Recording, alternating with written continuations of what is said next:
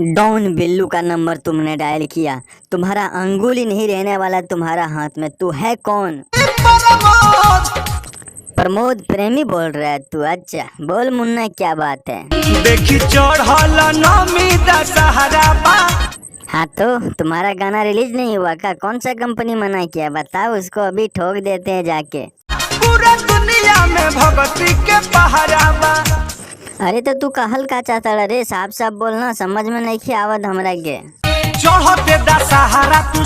अच्छा अब समझ में आया, दुर्गा पूजा आया है, तुमको सब कुछ चाहिए सामान, ठीक है लेके आऊंगा। ठीक एगो ललकी चुनरिया मंगा दीजिए। ठीक है, ललकी चुनरिया के साथ साथ सब कुछ लेके आएंगे, नारियल फूल बेलपात। ठीक, दुर्गा मैया से मिला दीजिए। यमदूत से मिलना है तो बता, पर दुर्गा मैया से हम नहीं मिला सकते क्योंकि हम ही नहीं मिले हैं। ठीक है अब हम जा रहे हैं। प्रमोद ये भक्ति हम पे सूट नहीं करता है रे, हम जैसे हैं वैसे ही रहने दो। ठीक है अब तुम इतना कहते हो तो उतार ही लेते हैं माँ का आरती। माँ तो माँ है ना। चलो, माँ सबको माफ करता है, हमें भी माफ करेगा। जय हो माँ, जय जय माँ।